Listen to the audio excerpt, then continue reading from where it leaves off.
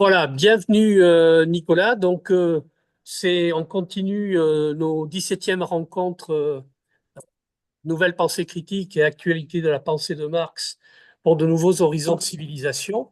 Et donc, on a le plaisir évidemment de t'accueillir, Nicolas. Tu es économiste et puis aujourd'hui, tu participes à l'animation d'une université populaire sur ta ville et tu viens nous parler de révolution et contre-révolution. Voilà. Dans la poursuite de ce que je disais au 16e rencontre, en l'occurrence, nous sommes dans un monde qu'on peut appeler un monde inédit. Et je dirais même que ce monde-là est de plus en plus inédit, plus ça va.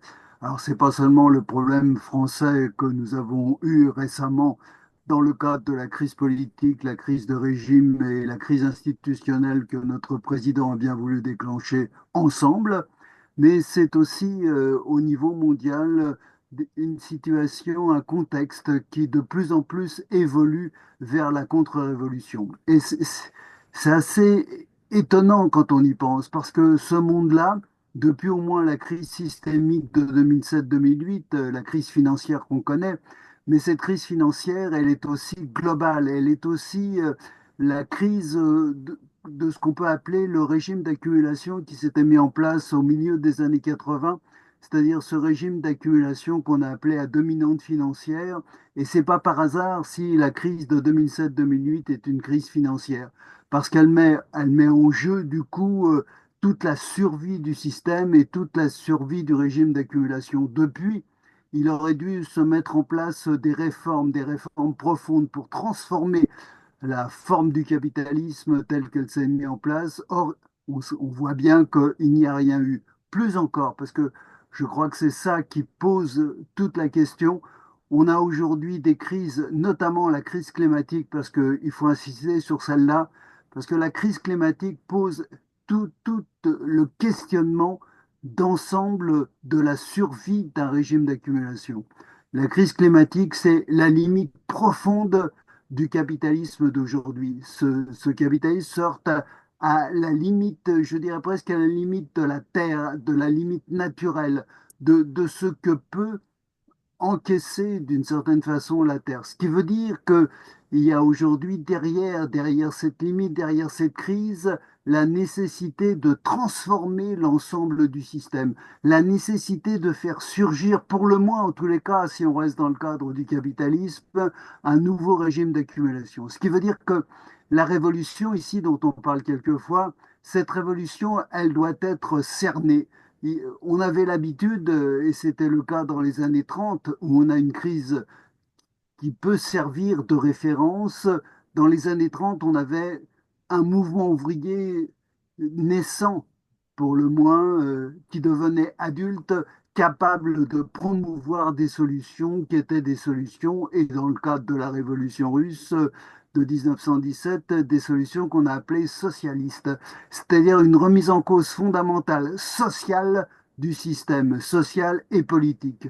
Dans la situation d'aujourd'hui, dans le contexte d'aujourd'hui, on a un monde qui est en train de disparaître sous les coups notamment de la crise climatique, mais pas seulement, et il n'y a aucune réponse qui s'effectue. Et là encore, c'est pas l'absence de réponse qui est assez étonnante, mais c'est le fait qu'on ne veut pas répondre. Et la victoire de Trump, notamment aux États-Unis, est assez révélatrice de ce point de vue. Ce que Trump est en train de faire, s'il est climato-sceptique, c'est parce qu'il ne veut pas, et, et ce veut pas est important, c'est une volonté. Il ne veut pas remettre en cause le système lui-même. Plus exactement, la forme de capitalisme actuelle, cette forme de capitalisme à dominante financière, parce que tous ces intérêts sont liés à cette finance, à ces marchés financiers. Aujourd'hui, toutes les fortunes, y compris les fortunes en France, de Bernard Arnault notamment, ou d'autres, de Sternin, sont des fortunes qui sont à dominante financière, elles aussi. Donc, ils ont tout intérêt à la survie du système. Et donc, il y a un facteur ici qui est un facteur de blocage qu'on retrouve d'ailleurs dans les années 30 de la même façon, et qui est un facteur de blocage qui bloque toute capacité pour le capitalisme de se transformer. il y a quand même une leçon de Marx qu'on oublie un tout petit peu trop facilement, c'est que le capitalisme est un système flexible, est un mode de production flexible et qu'il peut s'adapter. Le seul problème de cette révolution, c'est qu'aujourd'hui, elle est tellement profonde que tous les possédants ont peur de perdre leur possession. Et on voit bien cette réaction qui s'effectue. Et ce n'est pas non plus étrange que Trump soit lié à Musk et qu'il y ait cette idée qui est l'idée aujourd'hui qu'il faut aller jusqu'au bout des théories néoclassiques, jusqu'au bout de ce qu'on a appelé le néolibéralisme. C'est ce qu'on appelle en ce moment, et pas d'aujourd'hui, les libertariens qui veulent absolument supprimer tout règlement. On se souvient peut-être qu'au milieu des années 80, il y a cette contre-révolution néolibérale qui se met en place du côté de Thatcher et de Reagan. La contre-révolution néolibérale, elle est liée au fait qu'on veut tout déréglementer, donc d'enlever tout ce qui était auparavant organisation de la société. Et cette déréglementation, elle porte bien sûr sur le terrain de la finance. C'est pour ça qu'on a cette dominante financière, mais elle porte aussi sur le travail, sur les transports, sur les relations sociales de manière générale. Et on a cette idée qu'il faut faire éclater toutes les règles, toutes les lois. Et du coup, comme on ne peut pas vivre sans règles, il y a une montée des règles qui sont des règles soit privées, soit liées à un secteur d'activité. Et l'idée d'aujourd'hui des libertariens, de Musk qui le dit explicitement, et vu ce dont il est chargé aux États-Unis, c'est-à-dire de faire des économies sur le budget, et ces économies, c'est uniquement sur les dépenses. On sait que la radicalité sur les dépenses de l'État, c'est facile. On supprime tous les fonctionnaires, hein. C'est aussi une idée de la droite et de l'extrême droite en France et en Europe. Donc, on a cette idée de faire éclater totalement tout ce qui était structuration minimum légale de la société. Et cette idée-là, elle est très profonde. Ça veut dire qu'il y a ici et on voit bien d'ailleurs les nominations de Trump, il y a ici le fait que ce seront des gangs, hein, parce qu'il faudra bien organiser d'une certaine façon la société désorganisée. Et donc c'est la montée des gangs, c'est la montée des cliques, c'est la montée des affrontements, ce qui veut dire que derrière ce libertarien se transmet l'affrontement. Il y aura forcément guerre civile, en tous les cas des formes de guerre civile. Et on a une situation aujourd'hui, malheureusement, contrairement à ce que je viens d'entendre, il y a une situation, un contexte mondial qui est marqué par la guerre et l'affrontement de manière générale et la montée des forces d'extrême droite. Parce que ce dont a besoin, c'est les forces qui dominent aujourd'hui ce capitalisme de dominante financière, eh bien, ce sont des forces qui jouent l'extrême droite, qui jouent l'autoritarisme. On voit bien aujourd'hui que se dessinent des formes d'État qui sont des formes d'État qu'on a connues en Hongrie notamment, qu'on connaît pardon en Hongrie notamment, c'est-à-dire une forme illibérale de l'État, remettant en cause toutes les libertés démocratiques, ce libéralisme politique qui nous vient de la Révolution française. Tout ça aujourd'hui est mis au rencard. Alors on parle quelquefois de crise de la démocratie, mais ce n'est pas une crise de la démocratie. C'est le fait que les gouvernements d'aujourd'hui ne sont plus considérés comme légitimes par l'ensemble des populations et que du coup on cherche des solutions qui sont des solutions autoritaires, des solutions d'extrême droite. Alors certes, ce n'est pas le fascisme qu'on a connu dans les années 30 ou le nazisme, mais ce sont des formes qui sont des formes qui s'y apparentent parce que c'est la volonté d'écraser totalement toute velléité d'opposition des populations, mais aussi toute velléité de résoudre les crises qui sont aujourd'hui des crises profondes du capitalisme. On voit ici ce qu'a donné, par exemple, parce qu'il faut aussi donner ces exemples pour comprendre ce que va donner Trump, hein, c'est Milei en Argentine qui se prétend libertarien. Il conserve l'armée et la police, bien sûr, comme responsabilité de l'État pour écraser toute velléité d'opposition, mais il a fait monter la pauvreté, il a fait monter plus que la pauvreté, la misère, en même temps qu'il se sert des évangélistes lui aussi pour pouvoir donner à ces populations démunies une vision de l'avenir qui soit de l'avenir au paradis. Hein, c'est comme ça. Et c'est Trump, de la même façon, on trouve cette montée aussi qui sont la montée du religieux dans cette situation, dans ce contexte global. Et on trouve la même chose en France, parce que si on prend les plus riches en France, Bolloré, Sternin, c'est aussi des catholiques intégristes, et on voit qu'ils possèdent aussi les médias, donc ils veulent faire passer cet ensemble. C'est des remises en cause qui sont bizarrement ou paradoxalement des remises en cause qu'on appelait dans le temps sociétal. Donc on a tout cet aspect aujourd'hui, et cet aspect, il faut le dire, dans le même temps, manque très souvent d'alternatives. Hein. C'est-à-dire, on n'a plus cette idée d'alternative globale qui soit populaire.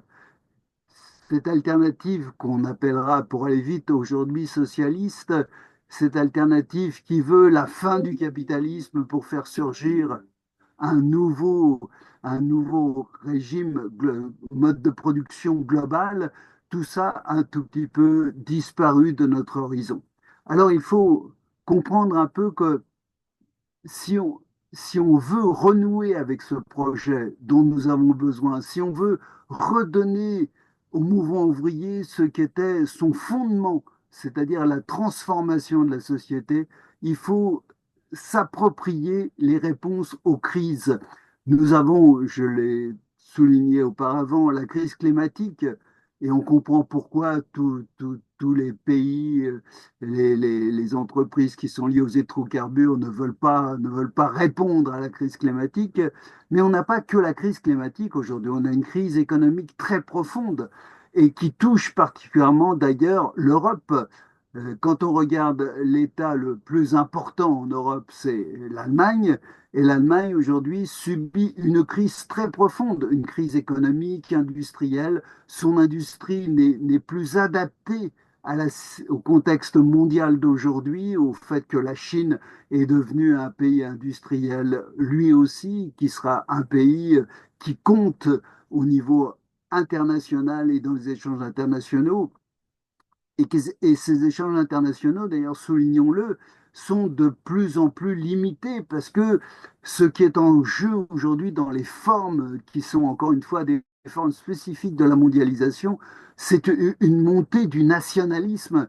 On a cette idée que dans la faillite de toutes les idéologies économiques, encore une fois qu'on a appelé néolibérales jusque-là, dans cette faillite, il faut trouver d'autres idéologies, d'autres manières de légitimer les gouvernements, et on est rentré dans un nationalisme exacerbé qui passe par l'augmentation des droits de douane, autant d'ailleurs aux États-Unis qu'en Chine, mettant en cause quasiment le marché mondial. On a aujourd'hui un problème qui est un problème très sérieux de ce point de vue et qui vraisemblablement sera source d'affrontement parce que c'est ça qui aura la résolution de cet ensemble. Et donc, dans cette crise économique, là, en l'occurrence, les réponses n'existent pas plus. Hein, et on va même au-delà. Je vais faire un tout petit point quand même pour la France, parce que c'est important. L'Allemagne va connaître 2 années de récession consécutives à la fin de cette année 2024. Et en France, on fait comme si la situation de l'Allemagne n'atteignait pas la France. Or, la France est le premier client et le premier fournisseur de l'Allemagne. Donc, il y a une relation directe avec la manière dont l'Allemagne vit sa crise économique à l'heure actuelle. Et donc, nous avons ici en France, vraisemblablement, à la fin de cette année, 0,9%, 1% peut-être de croissance, et ça nous suffit. Et en fait, ce n'est pas le cas quand vous regardez quelques chiffres. Alors, un surtout que donne l'INSEE, si vous prenez les prix à la production, c'est-à-dire les prix sortis d'usine, ils ont baissé en octobre sur un an de 5,8%. Ça signifie que nous avons une situation de déflation. Et cette situation de déflation, elle est fondamentale parce que elle montre, elle indique la, la crise profonde qui vient, la crise économique profonde qui vient. Et il n'y a pas de, il n'y a, il n'y a pas de réponse qui s'effectue. Et on voit bien que le budget qu'avait présenté Michel Barnier, alors on parle beaucoup de politique politicienne ces derniers temps, mais sur le fond, c'était quoi ce budget? D'abord, il n'avait pas d'ossature, il n'avait pas de colonne vertébrale, on ne savait pas vers quoi il fallait aller, mais par contre, il était clair que dans ce budget, il y avait la diminution de toutes les dépenses publiques, alors qu'en fait, c'est un problème de recettes, hein, le déficit d'aujourd'hui. Mais il faudrait un tout petit peu insister, mais peut-être qu'on insistera un peu plus tard. Mais les dépenses, il n'y avait pas de problème de dépenses. Donc on sabrait, pardon, heureusement, il faut employer l'imparfait, on sabrait dans les dépenses, remettant en cause fondamentalement tous les services publics, parce que c'est de ça dont il est question. Et on voit bien que dans les nécessités de la révolution actuelle, il y a aussi euh, l'avenir des services publics. Et cet avenir des services publics, il est menacé par la survie de ce qu'on appelle l'idéologie néolibérale, parce que derrière l'idéologie néolibérale, il y a cette idée qu'il faut privatiser, et privatiser à tout prix. Alors qu'en fait, ce n'est pas la solution quand on prend en compte ce critère fondamental qui est la santé et les intérêts collectifs des populations. Donc on a bien tout un aspect aujourd'hui réactionnaire qui se met en place et on comprend pourquoi il y a cette montée qui est une montée profonde de l'extrême droite. C'est pas que la société, les sociétés de manière générale ne réagissent pas.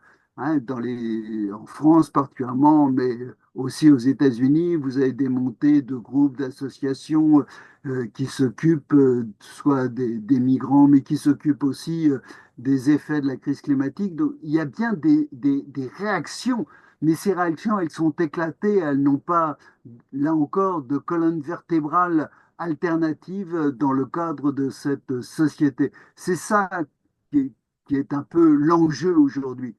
Et cet enjeu, il est d'autant plus important que nous avons la guerre, parce il faut tenir compte pas seulement de ce qui se passe au Moyen-Orient, et on voit bien que Netanyahou répond aussi à ce que je disais sur la forme illibérale de l'État. Il remet en cause toutes les libertés démocratiques, il remet en cause les subventions à Haaretz, qui est le journal de gauche traditionnel en Israël, il remet en cause certaines libertés démocratiques et il continue la guerre, parce que la guerre, c'est nécessaire pour pouvoir faire surgir cette forme illibérale de l'État. C'est lié, c'est pas seulement le fait que si la guerre s'arrêtait, il serait condamné pour corruption, Netanyahou, ça joue aussi, forcément.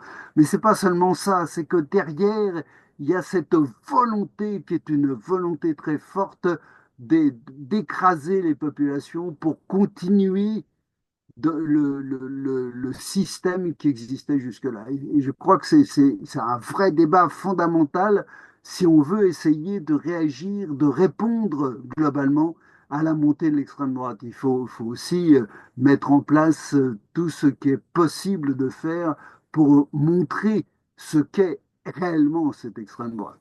Mais de l'autre côté, on a aussi la guerre en Ukraine et de la même façon, la montée de l'extrême droite ici, c'est aussi une montée qui est liée à la possibilité de gouvernements autoritaires, de nouvelles configurations internationales. Parce que c'est ça dont il est question, c'est un véritable bouleversement que nous avons devant les yeux. Dans ce monde inédit, on a un monde qui est en train d'imploser et d'exploser. En même temps, il a besoin de la guerre pour faire surgir les nouvelles formes de gouvernement dont il a besoin pour rester à l'identique ou presque à l'identique. Et là, on a quand même un problème qui est un problème, je dirais presque théorique. Ce qui se passe dans les années 30 avec la montée du mouvement ouvrier, autant syndical que politique, avec cette volonté de transformer la société capitaliste, on a eu John Maynard Keynes, la théorie générale de l'emploi, de l'intérêt et de la monnaie, c'est pas seulement économique, c'est aussi social. Et ce qu'il propose, Keynes, c'est une nouvelle intervention de l'État pour pouvoir faire en sorte que le capitalisme continue le mode de production et non pas le régime d'accumulation. C'est une grande compréhension de Keynes qui provient directement de Marx. Il faut dire les choses comme elles sont. C'est un grand lecteur de Marx, même si, paraît-il, d'après John Robinson, il n'aimait pas son style. Mais quand même, il y a cette compréhension chez Keynes que, comme le disait le duc de Sicile à Tancrède, vous avez vu comme moi le guépard, il faut tout changer pour ne rien changer. C'était ça la grande idée de Keynes. C'est une révolution interne au capitalisme. Aujourd'hui, on enseigne quasiment dans les universités, sauf à quelques exceptions près, les théories néoclassiques, et on est incapable de comprendre, d'appréhender ce qui se passe dans le monde d'aujourd'hui, d'appréhender ce qui est un monde qui disparaît, qui devrait disparaître, qui ne disparaît pas parce que on bloque cette disparition, mais on voit bien qu'il n'est plus adapté, qu'il est à bout de souffle. Hein, et alors, c'est pas pour ça que ipso facto, il s'en va. Non, il résiste et c'est assez logique parce que tous ceux qui ont intérêt, les privilégiés de manière générale et les plus privilégiés des privilégiés, ont intérêt à ce que ce monde-là se perpétue. Et on voit bien que c'est vraiment une situation qui est une situation assez bizarre. Alors qu'en fait, on devrait changer comme on dit d'habitude dans le beau monde, tous les paradigmes. Bon, pour parler autrement, il faudrait changer toutes les références, il faudrait changer le regard qu'on porte sur la société. Parce que il faut insister sur cette idée, le regard qui nous a été légué, je dirais presque par la contre-révolution des années 80, cette révolution thatchérienne et reaganienne, c'est une vision, un regard microéconomique. On ne regarde que l'entreprise et les contraintes qui pèsent sur l'entreprise avec l'idée qu'il faut dégager le plus de profit possible de l'entreprise pour, comme le disait le théorème du chancelier Schmitt bien connu, les profits d'aujourd'hui soient les investissements de demain. Bon, il ajoutait, parce qu'il était social-démocrate, et les emplois d'après-demain, mais enfin, les emplois d'après-demain, c'est pas vraiment le problème. Et, et donc la liaison profit-investissement dans le capitalisme, elle existe effectivement. Mais dans le cadre du régime d'accumulation qui s'est mis en place au milieu des années 80, ce, les contraintes, en fait, disons, les critères qui sont aujourd'hui les critères de la finance, du profit à court terme, du profit sur les 2 mois, c'est comme ça aujourd'hui, et de distribution de dividendes,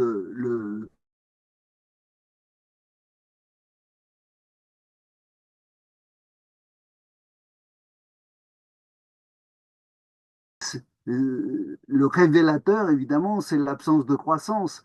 Mais l'absence de croissance dans le capitalisme, c'est un problème de fond.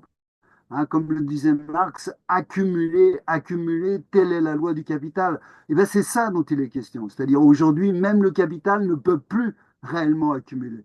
Que tout, la, la- la plupart des entreprises aujourd'hui subissent les effets de toutes les crises, de la crise climatique. On voit bien de la crise économique, hein. Les fermetures d'entreprises sont énormes dans l'état actuel des choses. Ces restructurations dont on parle de délocalisation.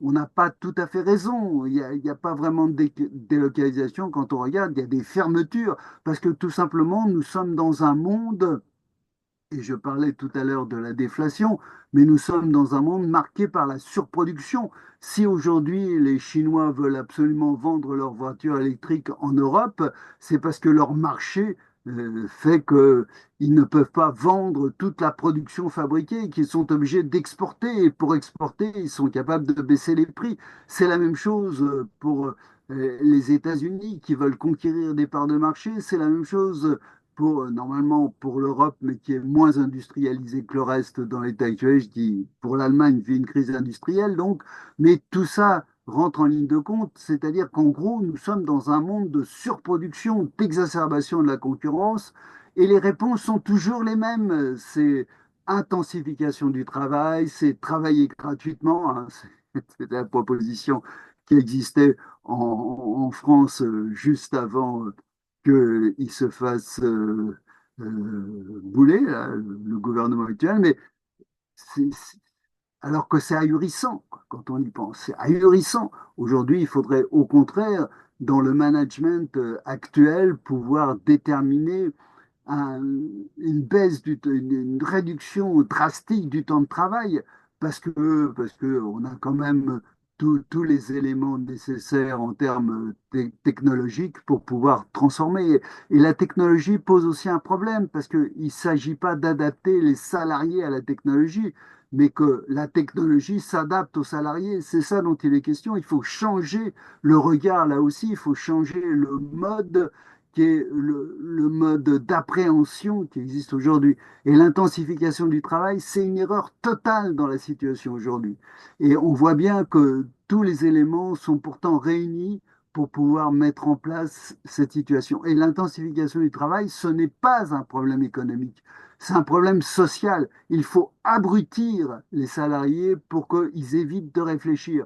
Aujourd'hui, il faut remettre en cause aussi le droit à la retraite parce que j'écoutais quelqu'un qui dit, en l'occurrence, c'était un médecin à la retraite, et l'interrogation c'était, qu'est-ce que vous faites de vos journées? Et la réponse était, je glande. Eh bien, c'est une réponse formidable, parce que oui, je glande et j'ai le droit de glander. Hein. C'est ça dont il est question fondamentalement. Et voilà, on a tous ces éléments. En fait, aujourd'hui, c'est peut-être ça qui fait peur aux possédants. On a tous les éléments devant nous pour pouvoir déterminer une sortie du capitalisme. C'est pas par hasard si il y a beaucoup de réflexions sur ce thème. Hein, il y a une espèce de, quand même, il faut le dire, de décalage entre les réflexions des sociologues, des économistes qu'on appelle aujourd'hui iconoclastes, hein, c'est-à-dire qui ne sont pas dans la ligne directrice. Et beaucoup de ces réflexions portent sur l'idée qu'il faudrait sortir du capitalisme. C'est extraordinaire quand même quand on y pense, alors que tout ce qu'on constate en termes sociaux, c'est une montée de l'extrême droite, une montée de l'autoritarisme, une remise en cause des libertés démocratiques, mais aussi du travail, une remise en cause de la réglementation du travail. Et toutes ces remises en cause aujourd'hui posent toute la question d'une contre-révolution qui semble avoir compris les enjeux et qui veut absolument bloquer toute possibilité dans la société de pouvoir transformer la forme du capitalisme. Et, et on va vers, donc, pour essayer de conclure d'une manière un peu noire, c'est vrai, mais c'est quand même la situation, on va de plus en plus vers la montée de l'extrême droite, parce que c'est ça qui représente une espèce de solution, et vers la guerre, parce que le nationalisme qui reste présent comme type de légitimation, eh bien, ce nationalisme est un facteur de guerre dans la situation, dans le contexte actuel. Et malheureusement, si on regarde ce qui s'est passé dans les années 30, c'est comme ça qu'un monde peut mourir. Merci Nicolas pour cette intervention. Est-ce que parmi nous, il y a des personnes qui souhaitent intervenir, soit pour poser une question, soit pour faire un commentaire?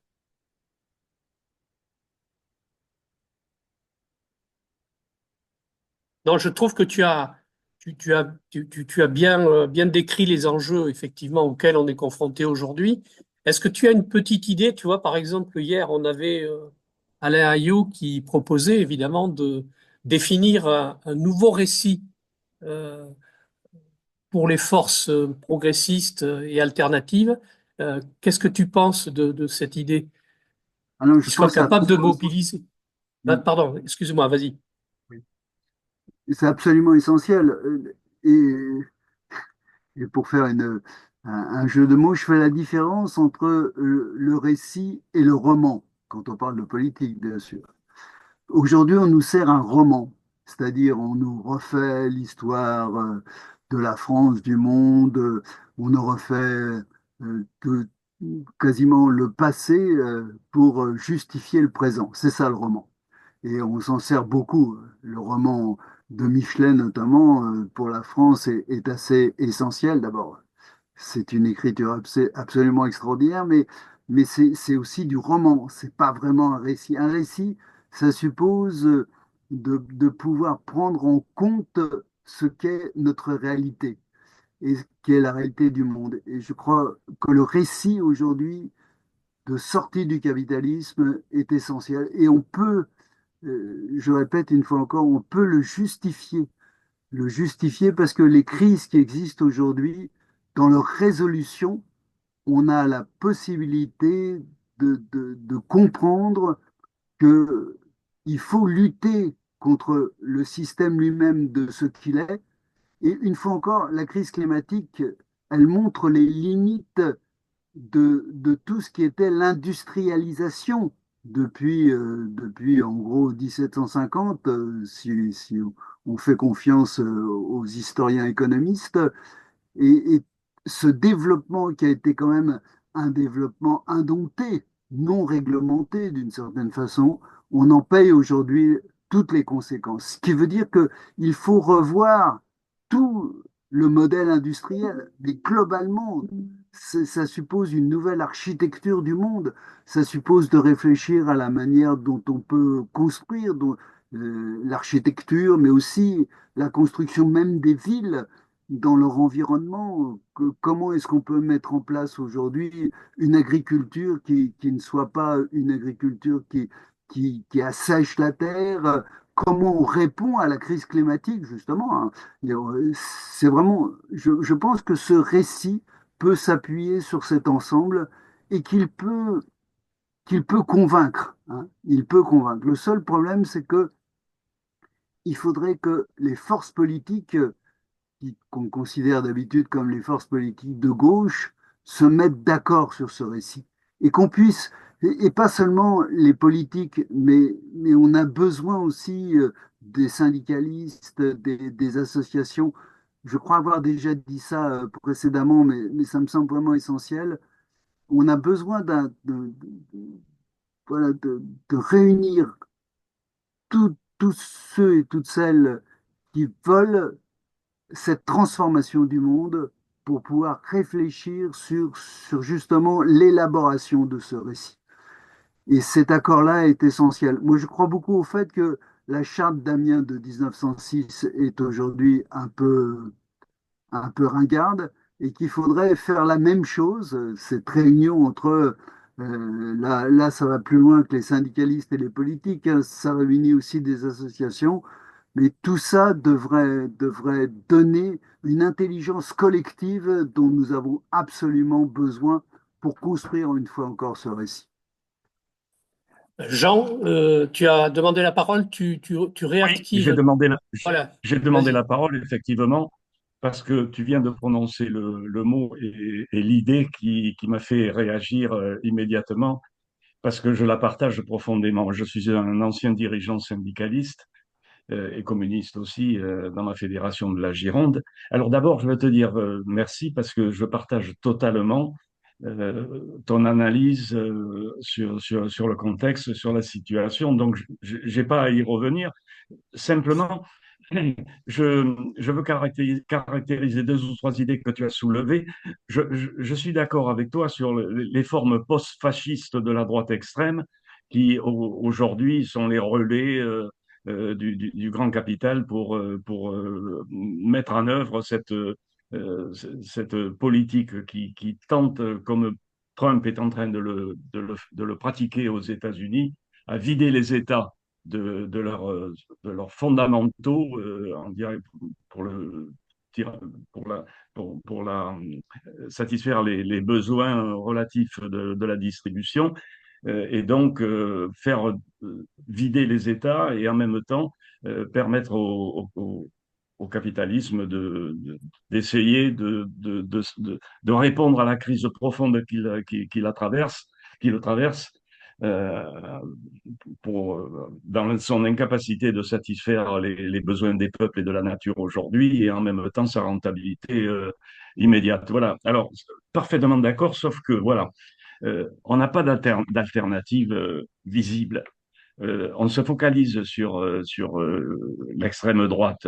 Oui, c'est bien, bien sûr, il faut le faire électoralement, sauf que ce sont les vallées seulement et qui satisfont à un moment donné la nécessité et les besoins de ces 1% des riches, des plus riches du monde, qui dirigent effectivement. C'est eux qui ont la main aujourd'hui. Tu le disais tout à l'heure, et je n'y reviens pas, que ce soit Elon Musk, que ce soit Bolloré, etc. C'est eux qui détiennent le véritable pouvoir. Donc, oui, mais après, voilà, comment. Et tu viens de dire ce qui me tient profondément à cœur, que je disais aussi dans ma communication d'hier. Je pense que nous avons un devoir de valorisation du syndicalisme parce qu'il est profondément discrédité, non seulement discrédité, mais criminalisé. La sale loi travail a vidé de 50% les possibilités de militantisme en réduisant les effectifs de délégués, c'est-à-dire en sabrant directement les moyens de lutte dans les entreprises. Et même au niveau des prud'hommes, forfaitisé c'est dramatique parce que les patrons, ils s'en foutent maintenant, ils provisionnent, voilà, et puis ils peuvent faire ce qu'ils veulent. Bon, c'est une loi qu'il faut absolument combattre. Et pour la combattre, pardon, et pour la combattre, il faut s'en donner les moyens.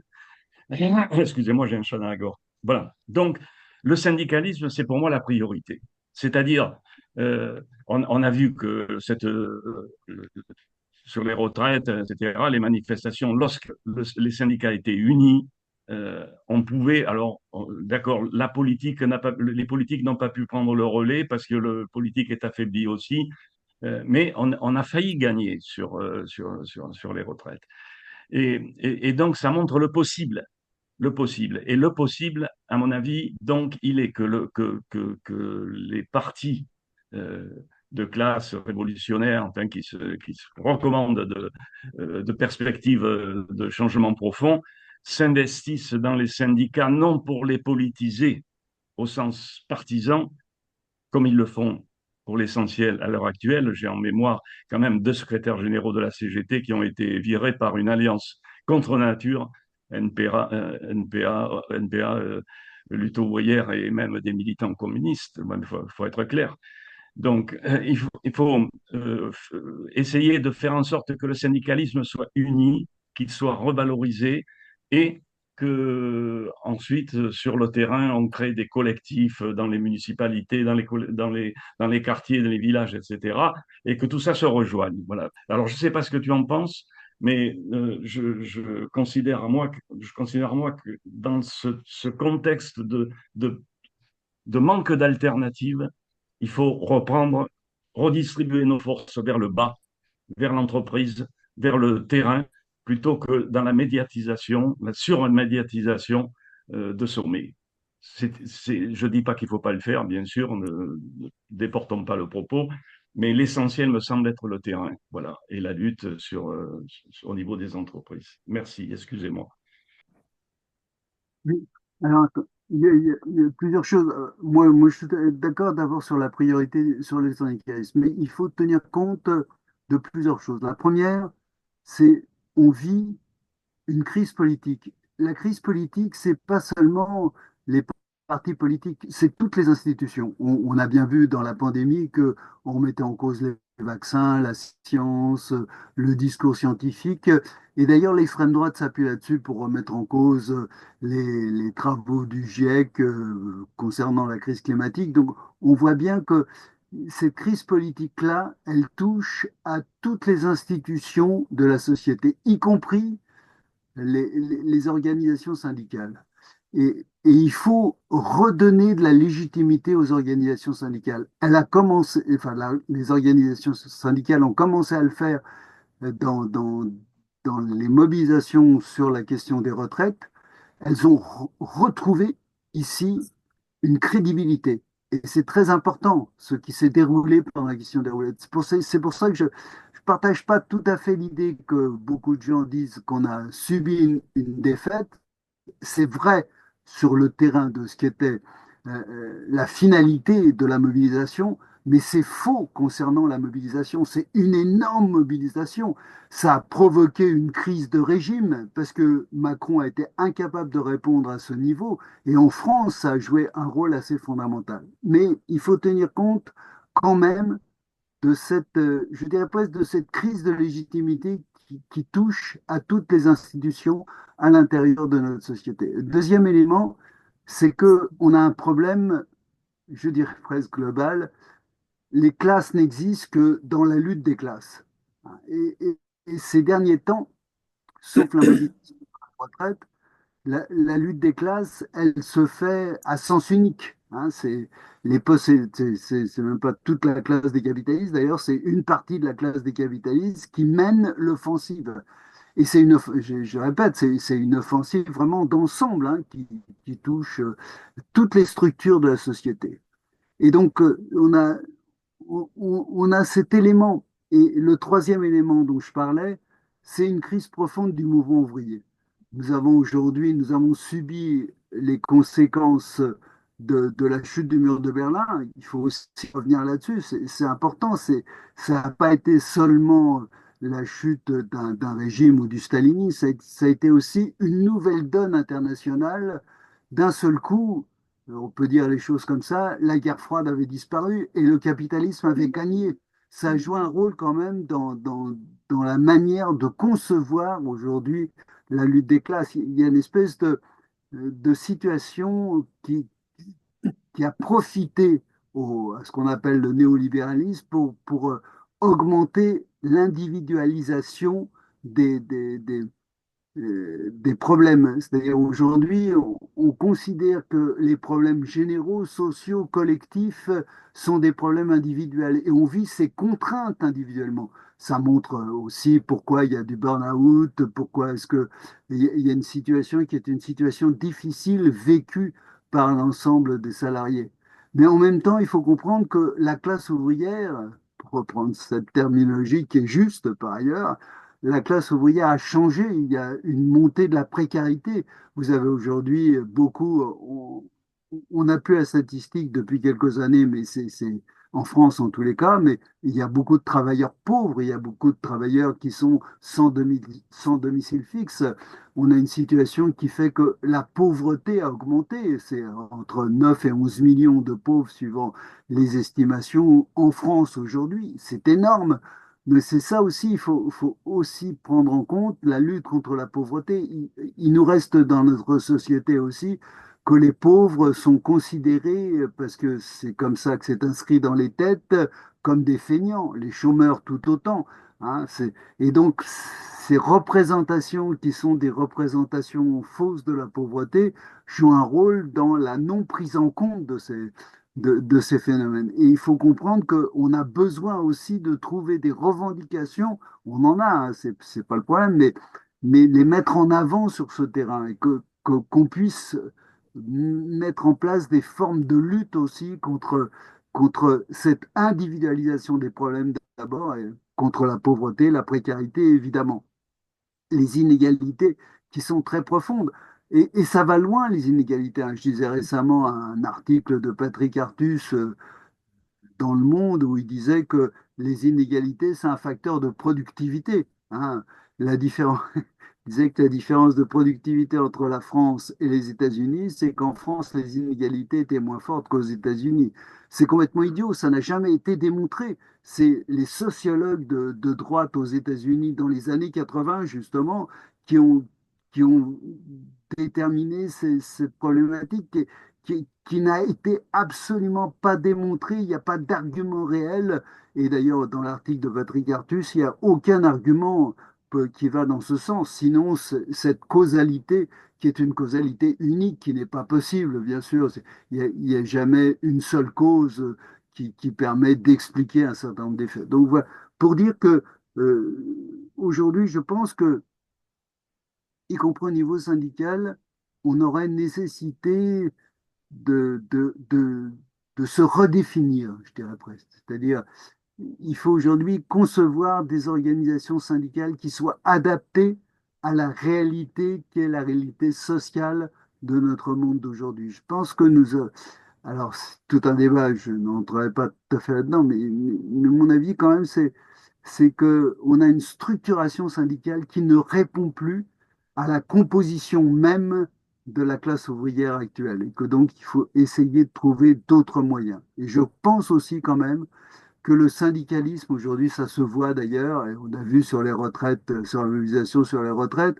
est obligé de faire de la politique. On ne peut pas faire autrement que de mettre en cause une orientation politique qui est celle des gouvernements de manière générale depuis des années, parce que c'est la seule façon de pouvoir promouvoir ce qui est nécessaire pour les intérêts des populations, en particulier les services publics, les retraites, la protection sociale de manière générale.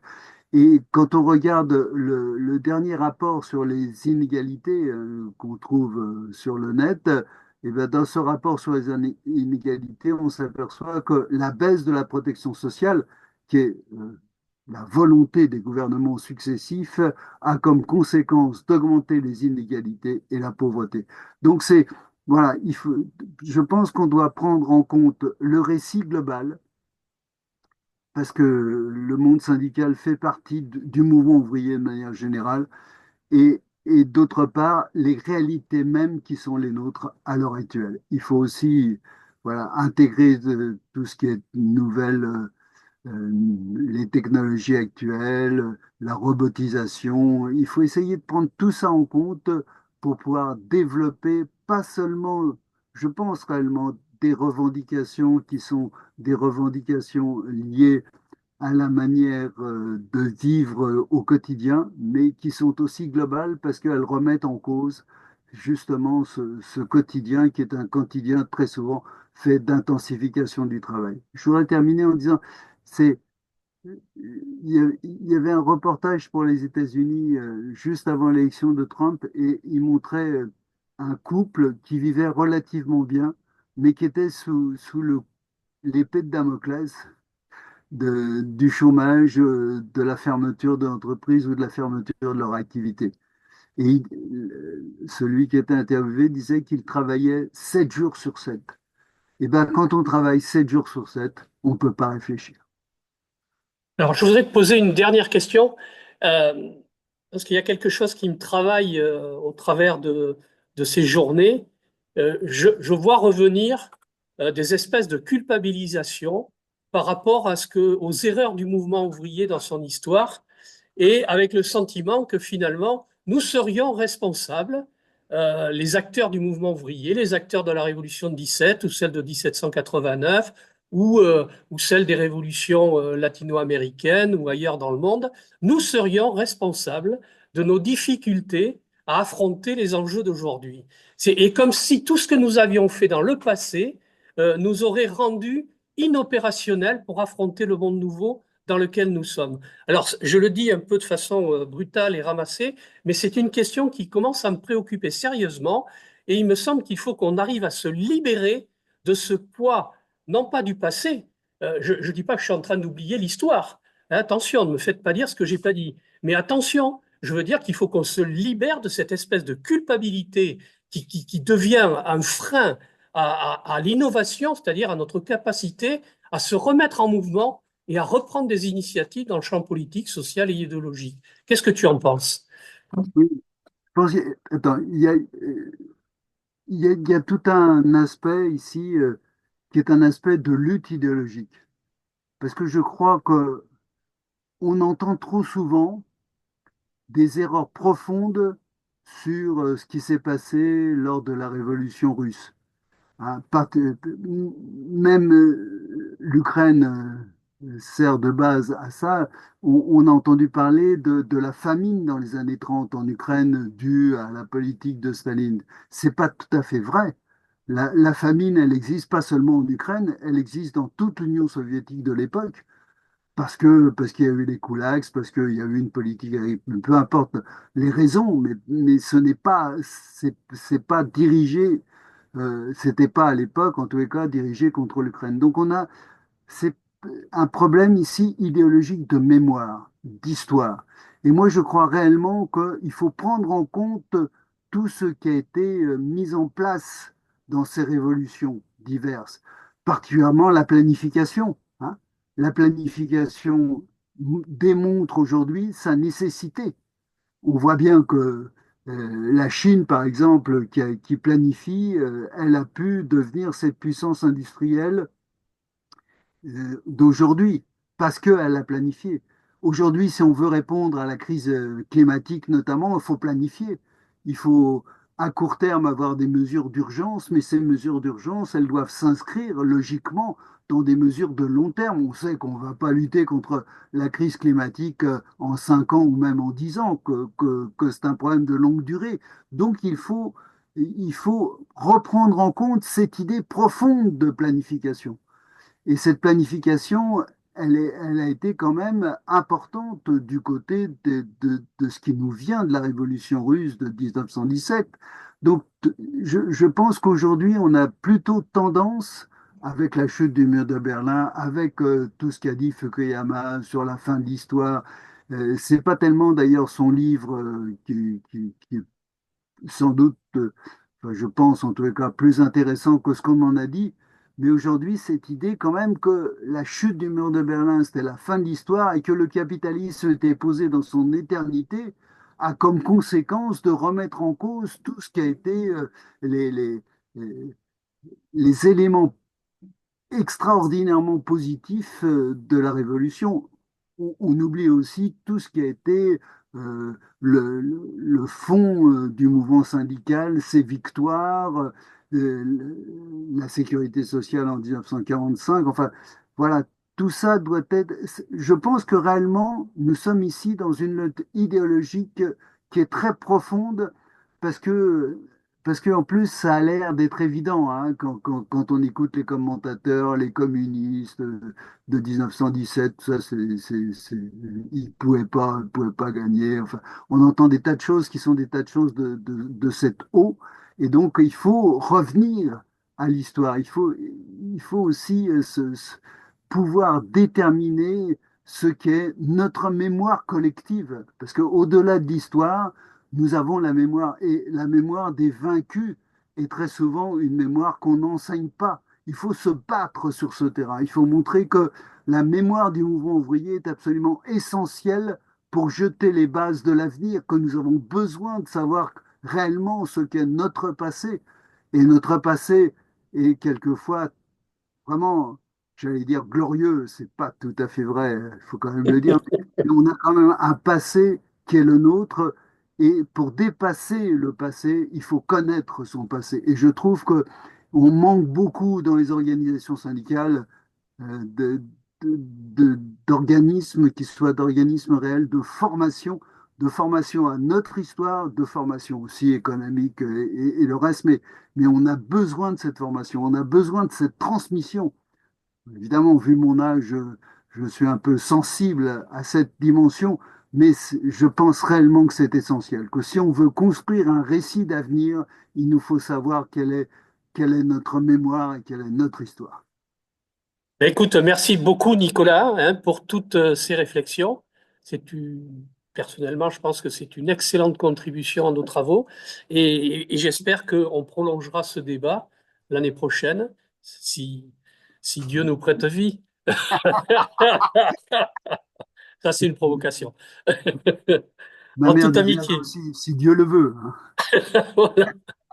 Je te souhaite une très bonne journée et à très bientôt, Merci. j'espère.